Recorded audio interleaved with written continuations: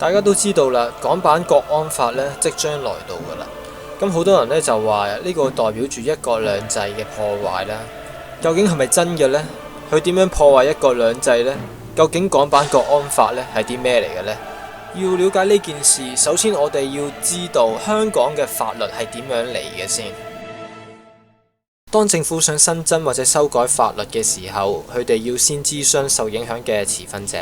之後交由律政司將有關嘅建議草擬成為法案，之後將法案提交俾行政會議審議，得到批准之後呢，就要刊登憲報俾市民知，同時將法案提交去立法會。交到去立法會之後呢，就會進行三讀嘅程序，議員呢會為個法案作出辯論。三讀通過咗之後，就會交俾行政長官簽名公佈，之後喺憲報刊登，先至要成為法律。可以見到，其實成立一條法律呢係非常之麻煩嘅，要喺行政、立法、司法三個機關裏邊走嚟走去。呢一樣嘢我哋稱之為三權分立。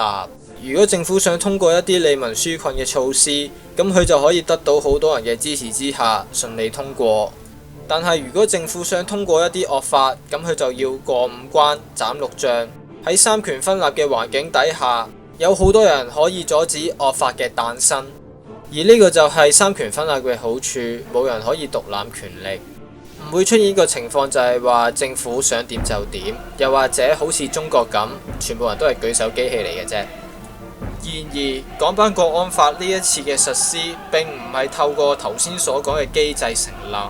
而係用一個走後門嘅手段，利用放喺基本法附件3上邊實施。咁乜嘢係基本法附件3呢？基本法附件3呢，即係話喺香港特別行政區實施嘅全國性法律。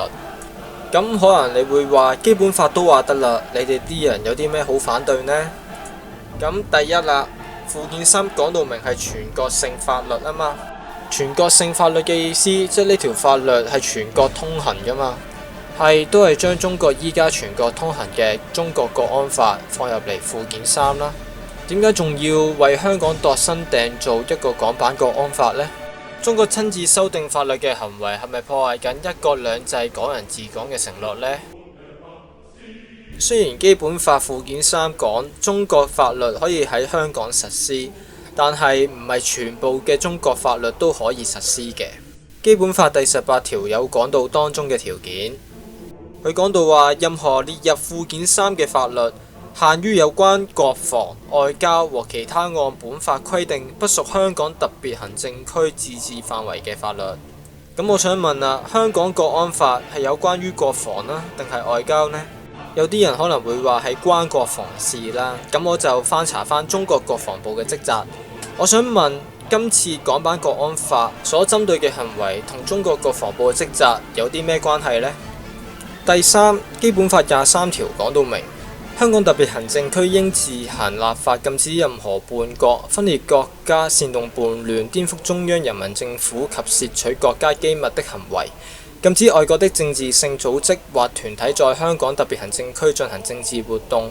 禁止香港特別行政區的政治性組織或團體與外國的政治性組織或團體建立聯繫。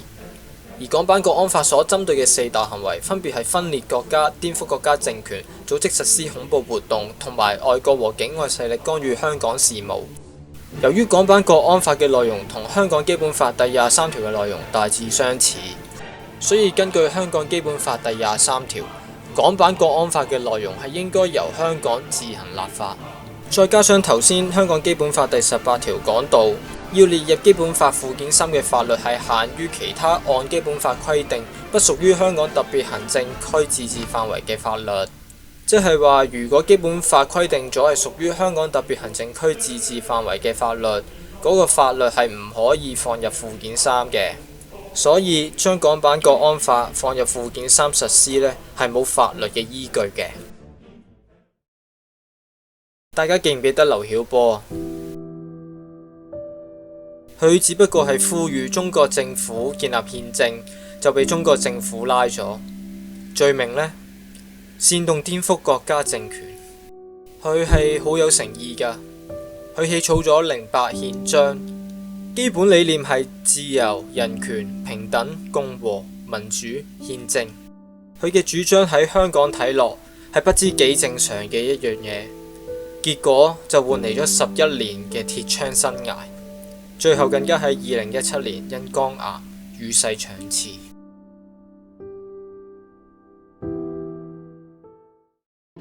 大家有冇聽過709維權律師大抓捕事件？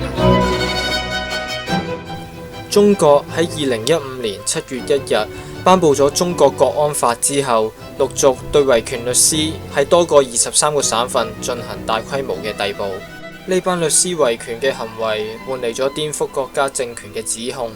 最後共有251人分別被拘捕、帶走、失聯、約談、傳喚或者短期限制人身自由，至少8人被判入獄。仲有更多嘅例子，包括姜力軍持不同政見發表文章，煽動國家政權，判4年有期徒刑；蔡陸軍以筆名盼民主、真民主，發表一系列文章批評中國政府，顛覆國家政權，3年有期徒刑；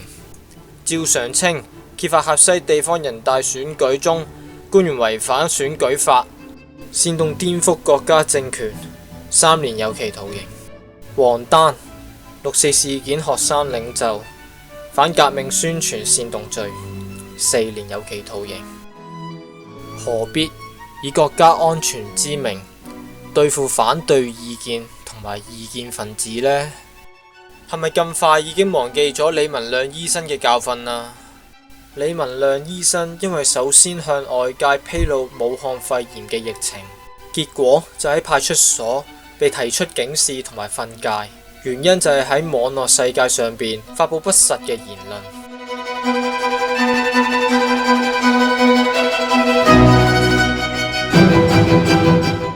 最後更加被呢個疫情奪去咗佢嘅生命。佢生前講得最好嘅一句說話係：一個健康的社會不該只有一種聲音。係咪到依家都仲未吸收到李文亮醫生嘅教訓？